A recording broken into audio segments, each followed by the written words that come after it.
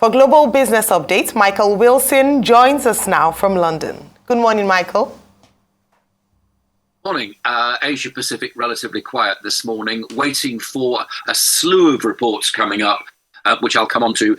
Big tech, but the big thing, as far as Asia Pacific is concerned, is going to be what we hear from the new central bank governor of the Bank of Japan, Kazuo Ueda, who will be talking, we hope, about what his monetary policy is going to be heading into the future. You'll remember that Japan has an ultra loose monetary policy right now. Will it be tightened along with other central banks throughout the rest of the world?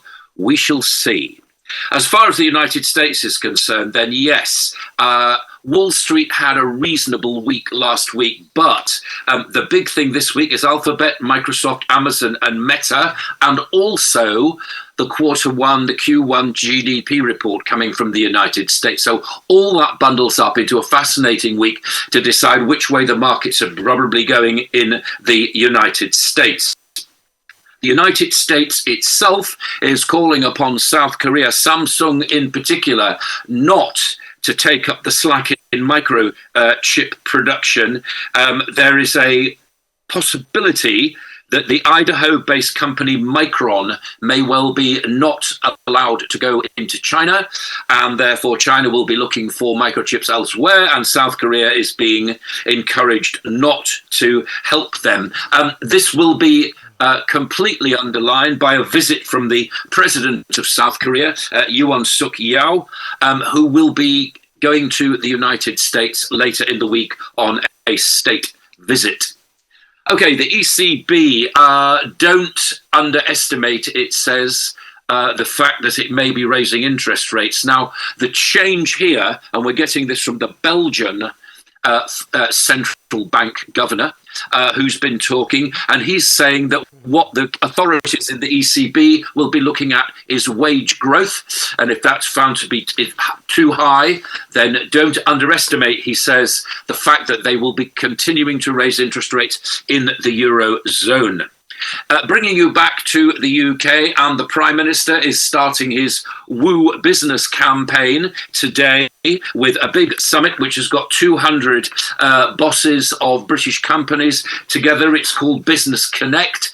It's extraordinary appetite right now. They should be doing this because of what many see as the demise of the CBI. We talked about the problems that they've been having last week. This is the Confederation of British Industry. This is the so-called bosses lobby group.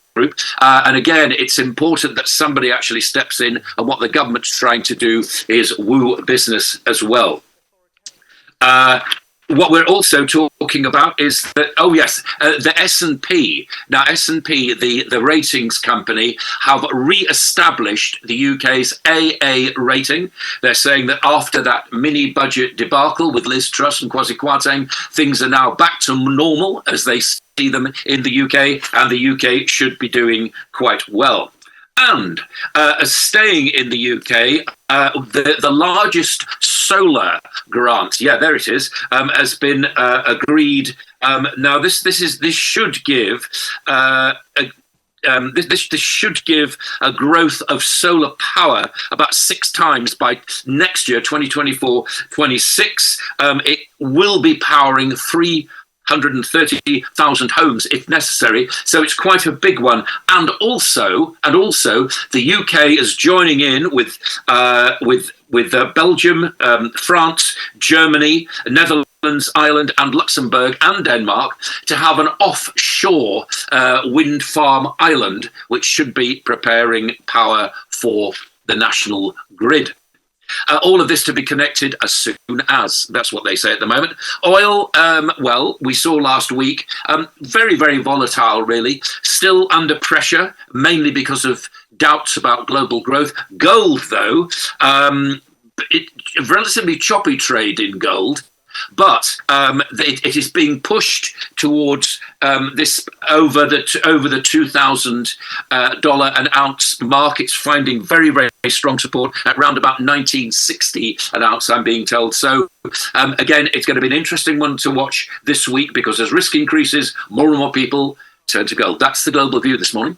All right, real quickly, with all of this investment, the question is, where will it materialize? because it's not having a knock-on effect on the cost of electricity in the UK as we speak. So when will all of these good things materialize?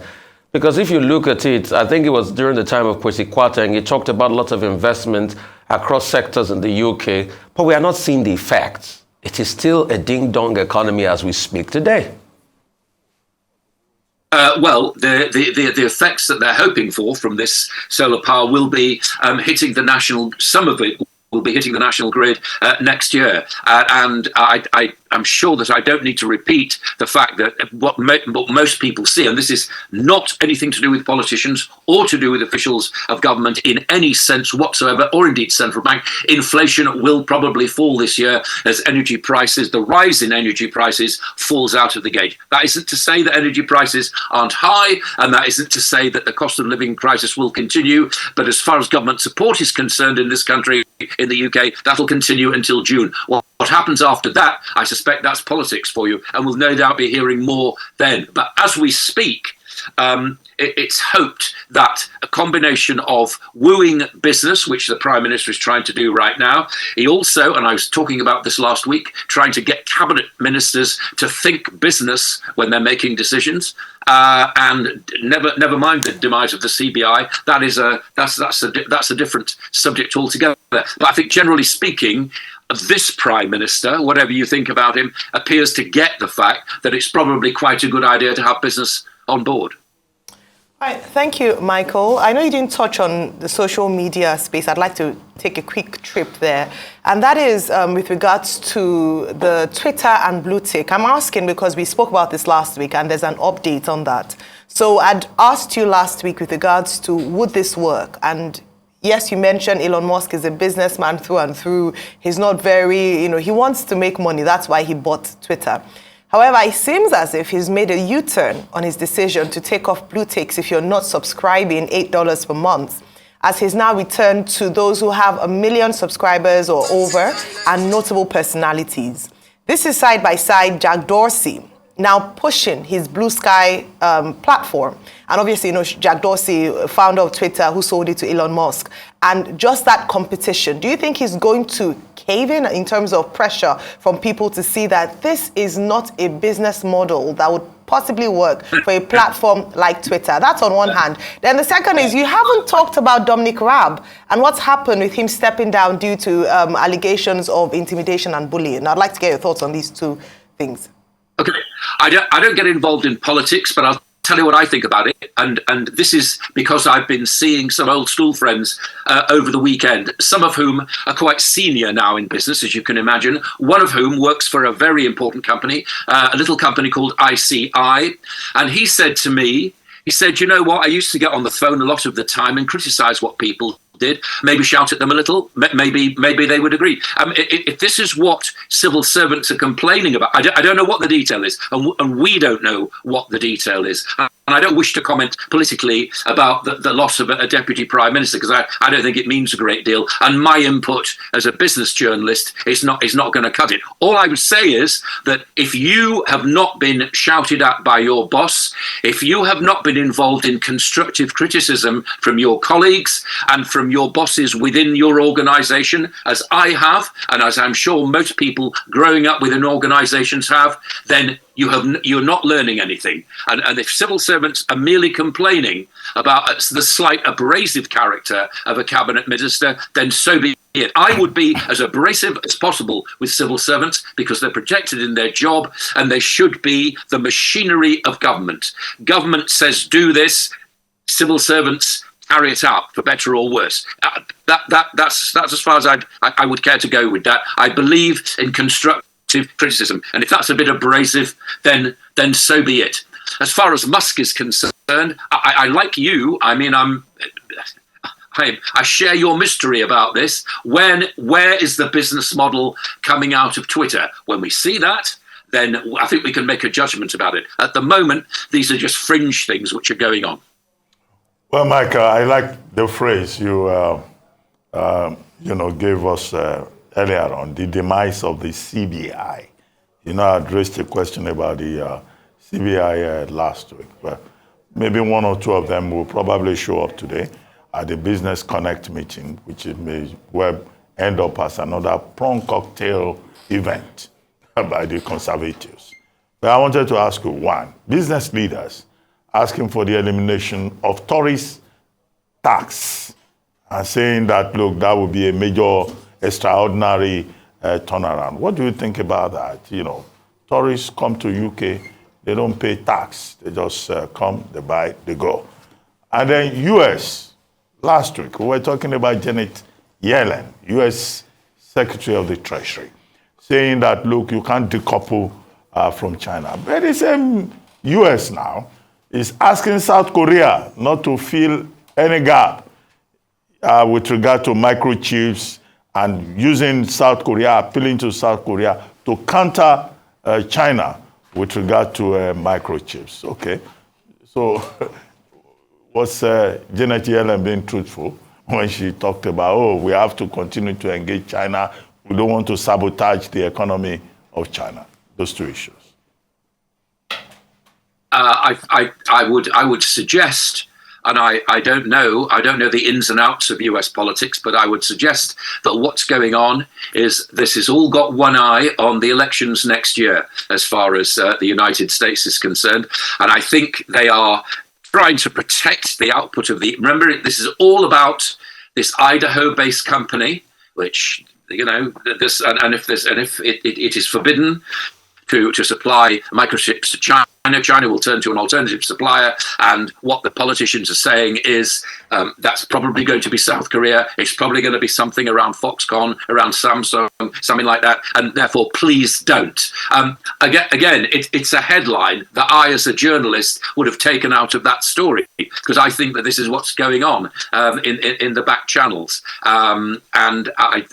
But you know, where that places the United States, I'm not quite sure. It's involved in a trade war, and that will continue. When they sit down and agree terms, and there are various feelers, as I understand it, being put out for that, then I think we can make a judgment about it. But until then, we're sort of thrashing around. As far as British business is concerned, all I would say about that is that I think it's relatively healthy that the Prime Minister, whose background is a sort of, you know, city financial background, is actually saying to his ministers, whatever you think about this, do what business, make it good for business. And I think he's got a long way to go in that, considering that he is naturally approving the raising of corporation tax, which has happened and got no relief at all in the budget, and will be part maybe of the autumn statement as well. So I think he's got a very, very difficult path to tread. Well, thank you very much, Michael. Now, for business updates across the African continent, Rotus Udiri is here. Good morning, Rotus. Good morning, Doctor. Good morning, Ayo. We were missing in action yesterday. Yes, Sunday? Yes, at an event. What, an award Anyway, show? Okay, we'll get to that. Doctor, you're everywhere. So, I mean, we're going to get to this in a second. Good morning, Rifai. Good morning, Ayo. You can see here, no, Rifai, you're moving it from the camera. The camera needs to see this. So, you'll see there's one massive mango here. Oh, okay, hold on. One mango here from Benue State. One which I purchased in Lagos, right? We're going to get to that in a second. It is a mango. Look at that. I mean, look at this and compared to that. Just look at the comparison. Benue mango, purchased this in Lagos. But we'll come to that in 2 seconds. Let's quickly just get Mr. Otedola, billionaire. He made some new headlines again. He's increased his stake in Transcorp PLC. So 6.3% is where his stake is at now. He continues to buy more shares, 2.6 billion. Real quick, if you look at the holdings, according to the 2022 financials, their largest shareholders, again, this is the 2022, UBA nominees, 9.26, Tony Elumelu, 2.06, Stanbic IBTC nominees, and Mike Adenuga. Now, if you go to the projected holdings, you'll see Femi Otedola, he continues to increase his stake. I hear he's pushing to 20-25%, which would be incredible. There's a cover story on Money Central where they are comparing him essentially to Carl Icahn. There's a headline there, Otedola sends wake-up call to sleepy Nigerian boardrooms, where he's being looked at now as Carl Icahn is an activist investor, famously took positions in lots of companies he wanted to turn around. Otedola's position is that, I guess, Transcorp with all its assets, market cap is under 100 billion. Geregu with less assets. Yeah, very paltry. The stock has been like 1 naira. Geregu is over 800 billion in market cap. So he's looking to get board seats and turn things around. the stock has been rising for Transcorp. So the stock price closed, it's been a holiday. So as of Thursday, 2 naira 45 kobo. If you look at the year-to-date gains, because it's coming from a little over 1 naira, it's over 97%. I think gained 56% just last week. So there's been a lot of interest in the stock.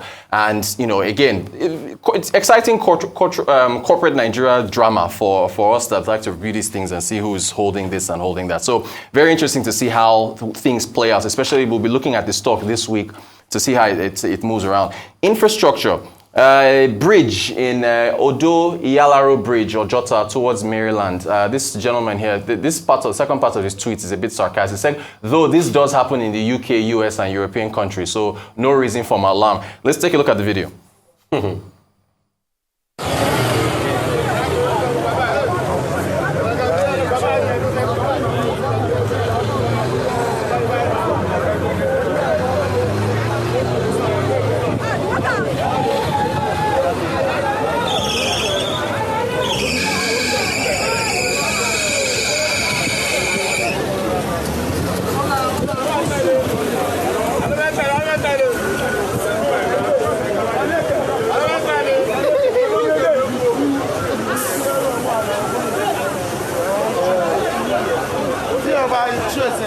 Mega city, yes. Mega city. That is a bridge, oh. Mega city. The bridge has a canal. The bridge has a canal under it, but people have been throwing rubbish and all these things in there. And now they've clawed, and you can see the last man guy trying to put in his bare hands inside dirty water to remove the.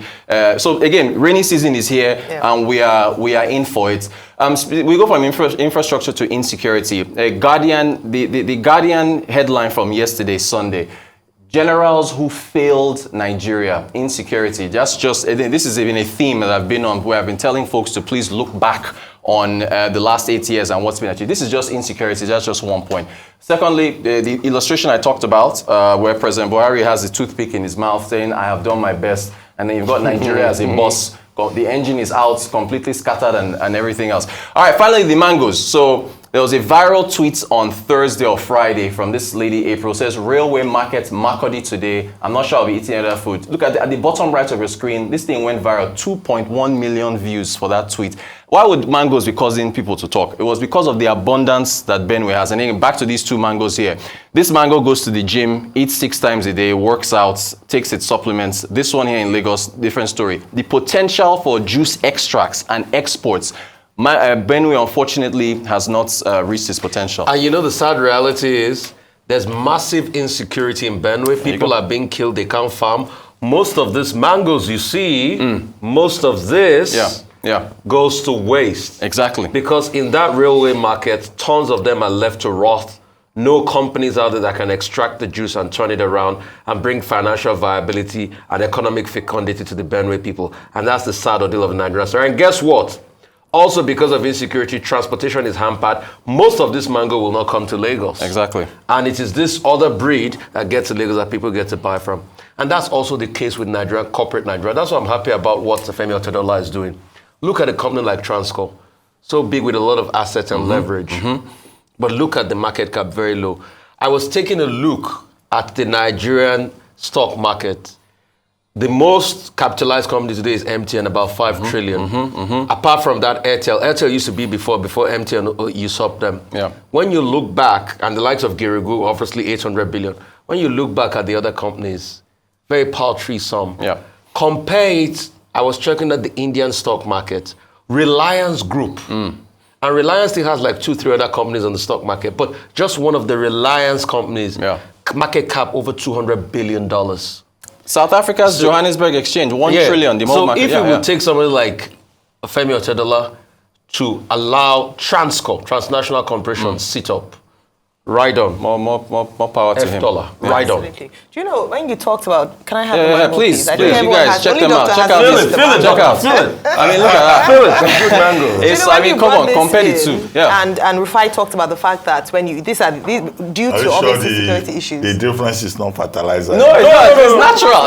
So that's what I was going to say, that if I'd seen this outside, I'd have probably gone for this, thinking that this couldn't have been produced in Nigeria because of the fact that we don't see it. Right. And when you sent me this thing, the first thing I said was that what the governor would say is that the reason why he hasn't tapped into the potential of agriculture in Benue State, which is the food basket of Nigeria, is that he's had to deal with insecurity. Yeah, you had him here. So if you're, he was speaking. So if you're bogged down by trying to sort out, because if people are not alive, you cannot farm, you cannot eat. Right. So he has to deal with it. And so if he's dealing with that and he has to face that squarely, then they don't even have the opportunity to tap into this potential. We keep talking about diversification, non-oil sector, and there's some nations, smaller nations, that are sustained by their agricultural produce. And yet unfortunately, Nigeria hasn't. So, shall I shock you? I was in the UK recently. For you to get mango like this, ask me how much. How much is it? Close to £2. I can imagine. Multiply that. So someone has like this big mango sweet. Yeah. It's natural. So that's what I'm saying, because we're not used to seeing things like this. I, for one, if I'd gone to the market, I'll just quickly move away and buy this one.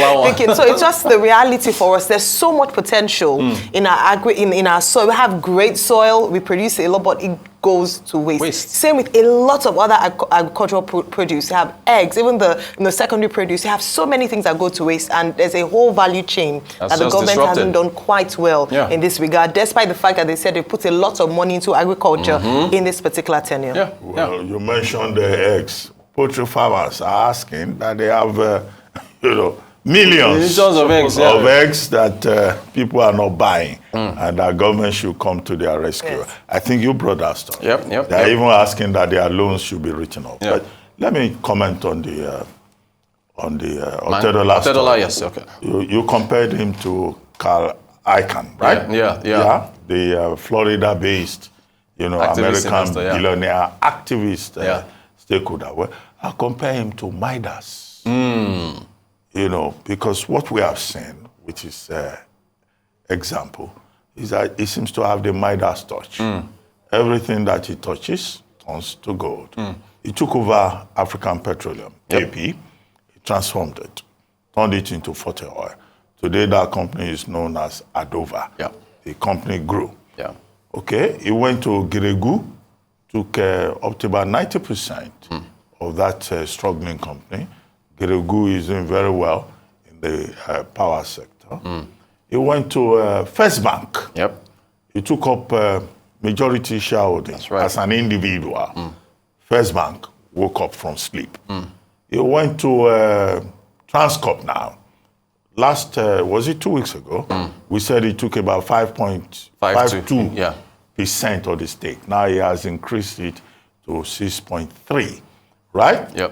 And we're told that Transcorp at some point was struggling. But because of his intervention, Transcorp is looking at a huge profit in the territory of, is it 3 trillion? Well, it could get there, possibly, that they could get to that point. So this is about wealth, about investment. It's about creating value for shareholders and spreading prosperity. The question to ask now is, okay, what likely changes are we going to see in Transcorp? Because with this intervention now, 6.3%, largest single individual shareholder, next to UBA nominees. Yes, that's right. UBA nominees, they have about 9.something%. That's right. Right? So it's close. Is he going to acquire more? Are there going to be boardroom changes? How are the shareholders responding? I hear that shareholders are excited. Okay, so this is about wealth creation, return on investment, value, creating prosperity within the economy. And I guess, when companies grow, they create more jobs. Indeed. They create more opportunities. So the Otedola example is an admirable one. And that's why we keep urging that, look, yes, these people who know how to add 2 kobo to 3 kobo and turn it to 10 kobo. Yes. They need a more enabling environment. Bless you, sir. For business to thrive. And that must be the responsibility of the next administration. President Buhari has said, okay, we should leave him alone. He's going to Daura. If we disturb him, he will cross to Niger. So we should not disturb him. So he has done his bit, but the challenge remains, right, that we need an enabling environment for business. I don't know how billionaires think, how they add things together, but there are people who add these things together and they make money. But we are okay here. talking heads on television, and we seem to be having fun. So Eating our mango. keep bringing the percentages, the figures, the investment. We'll just do analysis. And that mango, I hope Rotus, you are not going home with this 2 mangoes. This one, Okay, These mangoes are falling into the province of implication. Okay, we're leaving it here. Mango juice. Just make sure that the mangoes are consumed here. They are consumed here. In We this shall leave it studio. Thank you very much. Thank you so Rotus. much. Thank you.